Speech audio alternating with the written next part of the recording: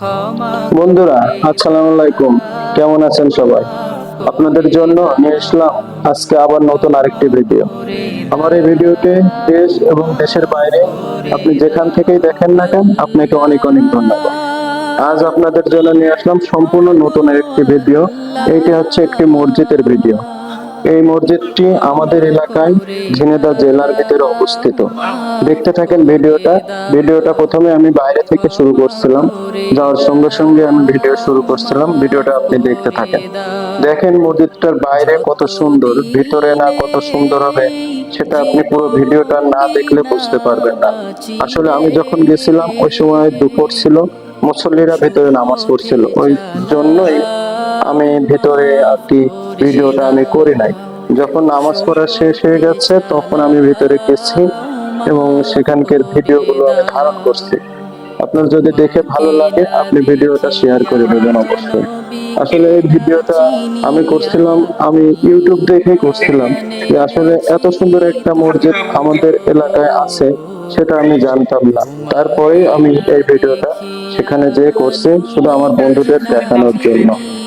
এই মসজিদটা আপনি যদি দেখতে চান তাহলে আপনি ঝিনাইদহে আরবপুর বাস স্ট্যান্ডে যাবেন। আরবপুর বাস স্ট্যান্ডের থেকে পশ্চিম দিকে 4 কিলো গেলে আপনি এই মসজিদটির সন্ধান পাবেন। আসলে এই মসজিদটা আধুনিক যে ভাবে তৈরি করে মানুষ, বিল্ডিং আসলে তার থেকেও কম না, তার থেকেও অনেক সুন্দর করে আধুনিক ব্যবস্থার মাধ্যম দিয়ে 5 তলা পুরো এই মসজিদটি তৈরি করছে ইঞ্জিনিয়ার রবিউল ইসলাম। যে লোকটি আসলে এত ভালো মানুষ না হলে তাকে হয়তো আমরা সামনাসামনি দেখতে পারি না, কিন্তু তার গল্প শুনেছি। সে এলাকার মুসল্লিদের জন্য নামাজ পড়ার জন্য তার নিজের একক অর্থায়নে এই মসজিদটি তৈরি করছে। এই মসজিদে একসাথে 300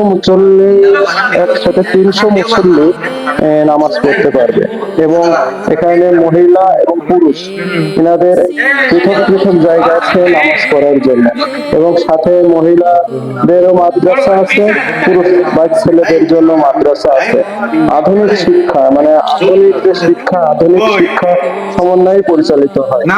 এই মসজিদটি যে সেই জায়গাটার নাম হচ্ছে খাজুরা পশ্চিম পাড়া, ঝিনাইদহ।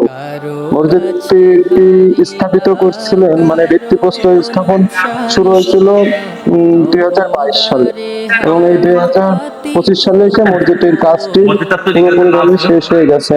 মসজিদটি 5 তলা আছে, মোট 5 তলা মসজিদটি। 2 দিক থেকে সিঁড়ি এবং সাইড দিয়ে কিছু পার্ক মতন করে দিয়েছে, যে ওখানে যে খেলাধুলা করতে পারে।